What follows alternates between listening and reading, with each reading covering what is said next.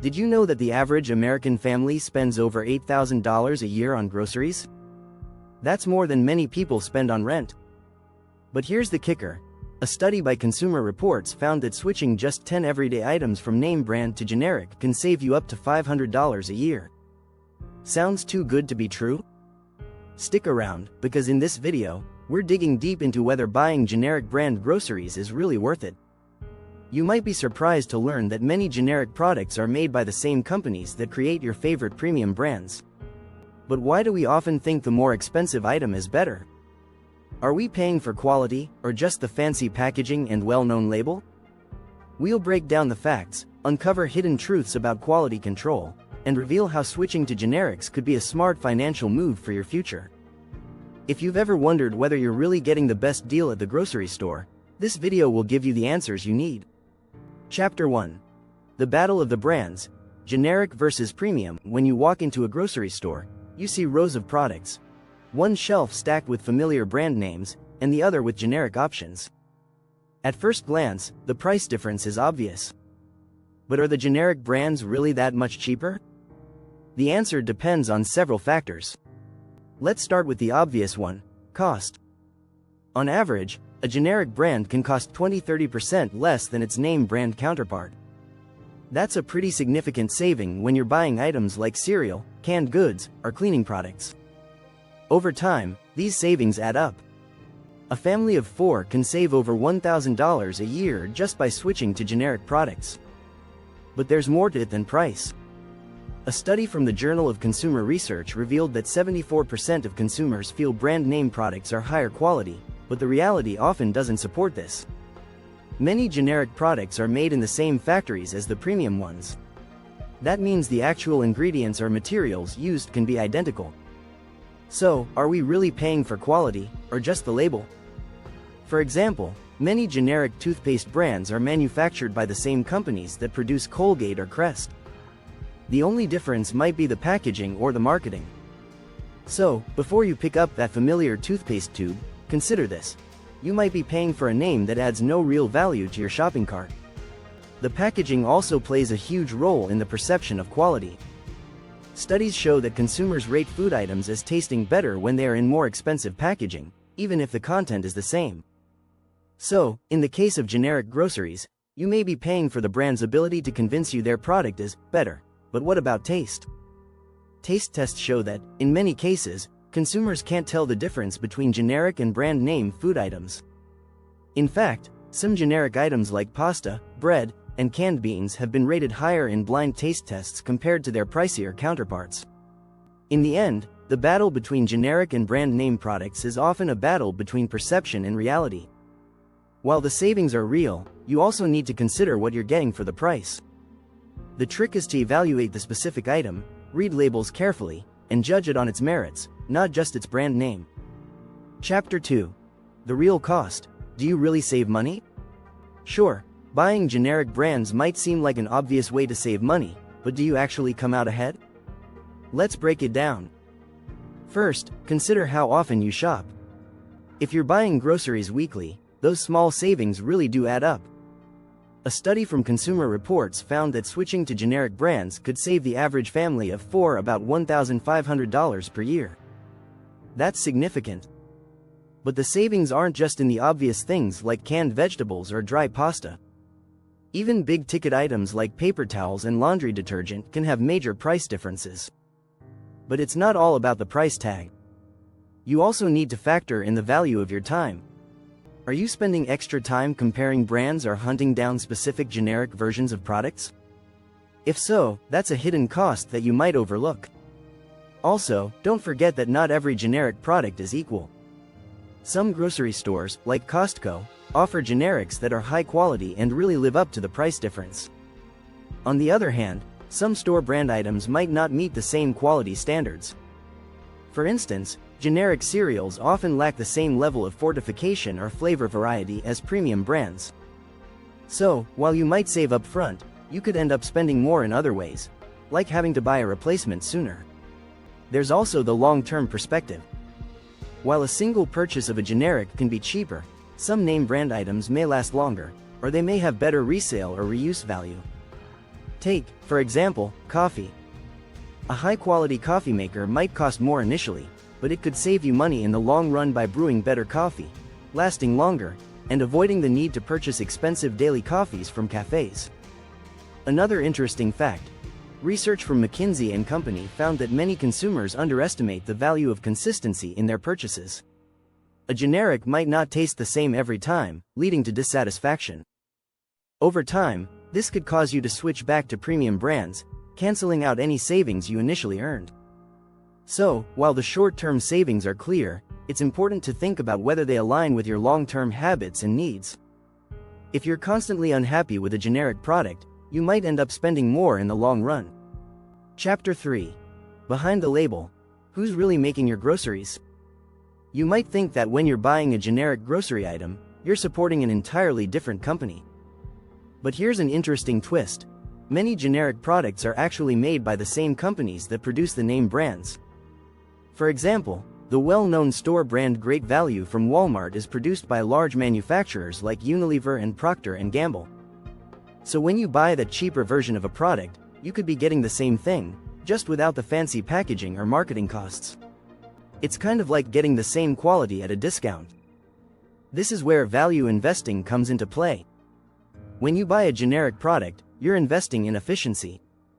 You're cutting out the middleman, the premium brand, and saving money without sacrificing quality. It's like investing in the stock market by buying undervalued companies, knowing they have the potential to perform just as well as their competitors. Another important thing to keep in mind is that many grocery chains have strict quality control measures for their generics. This means that while you may be paying less, you're not necessarily sacrificing quality. These generics often meet the same industry standards as their more expensive counterparts. For example, Costco's Kirkland brand is a well-known generic that's often praised for its high quality. In fact, a report from the Washington Post suggests that many shoppers prefer Kirkland products over premium brands for their quality and consistency. And it doesn't stop at groceries. The same trend happens with products like over-the-counter medicines, which are often made by the same manufacturers as brand-name drugs. The only difference? The price tag. This sheds light on a key point. Many times, the brand name isn't what you're actually paying for. You're paying for the marketing, the advertising, and the perception of quality. When you strip all that away, the product is often the same, and the price is lower. So next time you're standing in the grocery aisle, take a closer look at those generics.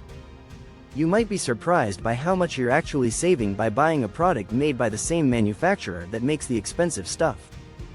Chapter 4.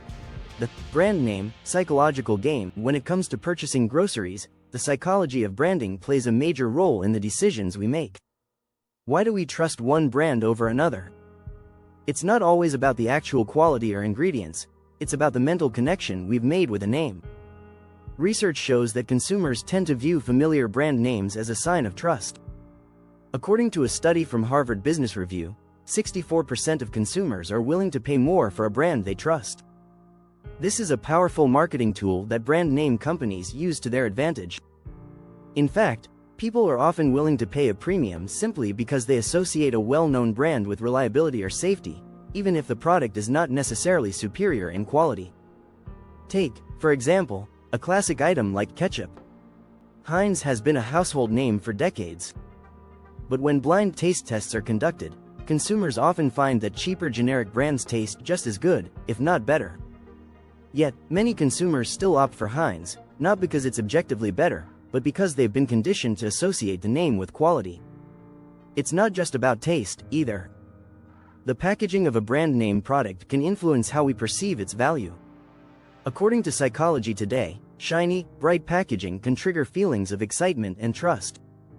It's a simple yet effective way to make a product stand out and convince consumers that they're getting more value. Furthermore, studies show that brand names affect our expectations. When we buy a name brand item, we expect it to perform better. This mental shortcut is called the halo effect. For example, if we trust a brand for one product, we're more likely to trust their other offerings, even if the quality is the same as a generic version. However, value investing isn't just about going with what's popular. It's about challenging those preconceived notions. The next time you grab that familiar box of cereal, Ask yourself, is this really worth the extra price, or am I just paying for a name that doesn't add value? Chapter 5. The hidden truths about quality control. When it comes to quality, we tend to assume that more expensive products are automatically better. But that's not always the case. In reality, the level of quality control between generic and brand name products can be surprisingly similar. In fact, many grocery stores employ strict standards for their own brand products, ensuring that they meet industry guidelines for safety and quality. A report from Consumer Reports found that some generics are even held to higher standards than their premium counterparts in certain categories, like dairy products and frozen foods. Think about it. Supermarkets rely on their reputation just as much as premium brands. If a generic product fails to meet customer expectations, shoppers may never return. This makes it in the store's best interest to ensure that their private label goods are up to par. In fact, many grocery chains test their generics more rigorously than the big brands. Take the example of Trader Joe's. Their private label products are consistently praised for their quality. A study from Business Insider revealed that nearly 80% of Trader Joe's customers choose the store's generic brands over national brands. Customers trust that the store maintains strict standards, and the store delivers on that promise by regularly checking their generics against the competition. On the other hand, many name brand companies rely on their long-standing reputation to carry their products, sometimes with less stringent oversight. If you're purchasing a name brand product that's been on the market for years, it might be operating more on past success than current quality control. So, while you're paying for the label, the quality could be comparable to or even lower than generics. A great example is store brand milk. Many generic milk products come from the same dairy farms as premium brands. The only difference? The name on the carton and the price. The USDA enforces quality standards across all milk, so the actual product inside the carton is often identical, regardless of the label. So, when it comes to grocery shopping, it's important to consider the quality control of both generic and brand name products. Just because something is more expensive doesn't mean it's better. Often, you're paying for marketing, packaging, and history rather than a superior product. Chapter 6. Investing in your future. Groceries is a smart financial move. We often don't think of grocery shopping as an investment, but it can be. Small changes in how you spend money on food can have a long-term impact on your finances. Think of it this way: investing in generic products is like investing in a low-cost index fund. It may not have the flashy returns of high-risk investments, but over time, it's a strategy that consistently saves you money and builds financial security. Just like a diversified portfolio, shopping for the best value with generics is a steady way to accumulate wealth. Let's crunch some numbers. A family of 4 spends, on average, about $8,000 per year on groceries. By switching 20% of their purchases to generics, they could save around $1,600 annually. That's $1,600 that could be redirected into savings or invested elsewhere. Over time, this amount compounds, making a significant difference in your financial future. It's also important to think about the long-term effects of habitual savings. When you save money on your groceries, you're essentially freeing up resources to invest in more lucrative opportunities. For instance, imagine if you used the money you saved on generics to invest in a retirement fund. Assuming a 7% annual return, your savings could grow into tens of thousands of dollars over the years. But there's a psychological benefit, too. The more you make value-conscious choices, the more you begin to see the power of small, consistent savings. Just like investing in the stock market, buying generics requires patience and discipline. It's a long-term strategy that pays off, even if the results aren't immediately visible. Moreover, by shopping wisely, you learn the importance of evaluating purchases and making thoughtful decisions. These habits translate into other areas of your life, from managing debt to planning for your future. The savings might seem small at first, but over time, they build a foundation of financial stability. In the end, it's all about making informed decisions. By understanding how much you can save by switching to generics, you're making a smart financial move that will pay off over time. So, next time you're in the store, think about your future, and how your grocery choices can be part of a larger strategy for financial growth. If you found this information helpful, Don't forget to subscribe and click the bell icon for more tips on how to make smarter financial decisions in your everyday life. Thanks for watching.